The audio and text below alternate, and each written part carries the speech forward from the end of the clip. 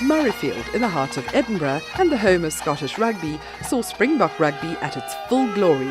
And at half-time, Springbok legend Joost van der Westhuizen was invited by former Scottish international Scott Hastings to address the Capacity Stadium on motor neuron disease. It was heartening for Joost to receive a standing ovation for his commitment to promoting awareness of the disease as he travels the world. In our December show, we'll bring you more highlights on Joost's travels and the good work done by his team and SALA President Gavin Barigis in bringing the world's best research in MND back to South Africa. Joost has to be commended for bringing knowledge of this disease to the public, as most would be slowing down. He has a full international program that takes him around the world.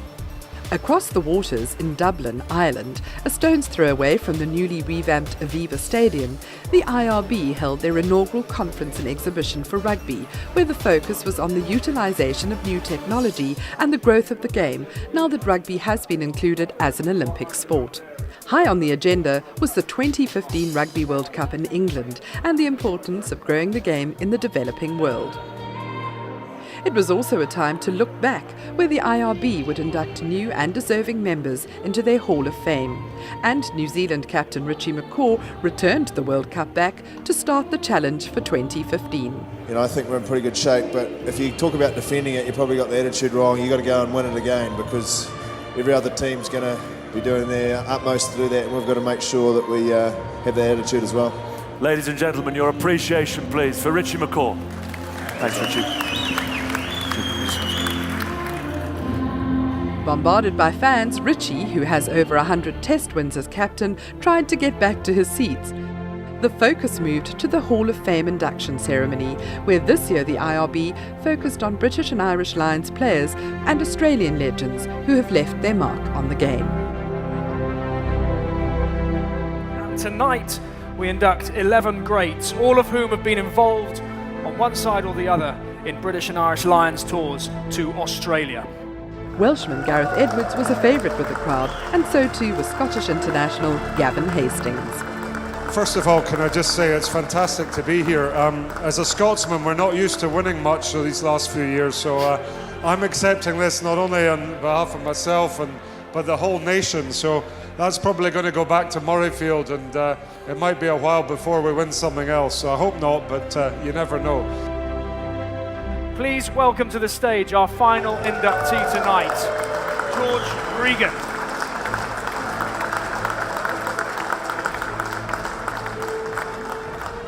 It's been a huge part of my life. It's probably had a lot to making me the person that I am today. Things that I love about rugby, and I pass it on. My son's now 12, he plays rugby. I went to New Zealand, I was jokingly said it downstairs to some reporters. I played against Justin Marshall's young son. You pass it on, and the values of rugby you live by. Mateship, respect, you work hard for each other, you enjoy each other, and you're really honest with each other. I think that's what I've loved about rugby, and it's a lot of fun too. You've got to have some fun.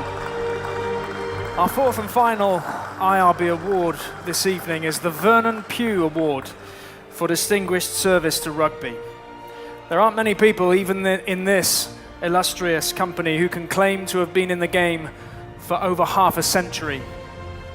After a playing career cut short by injury, this man started coaching at 28. He moved far from home to Wales before heading to Natal in 1984, where he led the Sharks to Currie Cup wins in 1990-92. He left the Springboks in 1994, but is widely credited with helping establish the squad and the style that won arguably the most famous of all Rugby World Cups in 1995. He was also Springbok Sevens coach and later a national selector, position he's held since 2004. Ladies and gentlemen, he is one of the most influential coaches of his era, and he is this year's winner of the Vernon Pugh Award for Distinguished Service. Please show your appreciation for Ian McIntosh.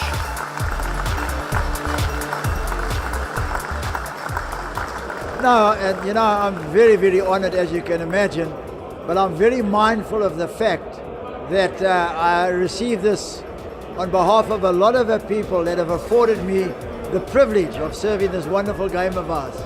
And And then I go back to my family, especially my wife, now 50 years, and to the clubs, the unions, the IRB, South African Rugby, South African Legends, and also I've got to be to the Lord above that has given me the fitness to carry on and be very privileged. I really feel I receive this on their behalf.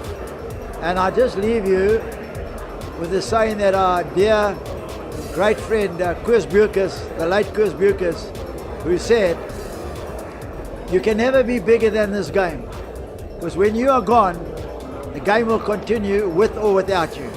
Thanks a lot. Having the honor of being able to present Ian McIntosh with his IRB award was really special for me. Ian Mac and I go back a long way. From the 80s, when I first met Mac, he came to Pietermaritzburg to come and teach us how to coach. So it's been a long journey.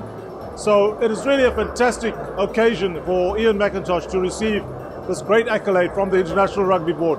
Well done to Mac. He deserves every bit of it. We look forward to bringing you more from the Northern Hemisphere in our next programme.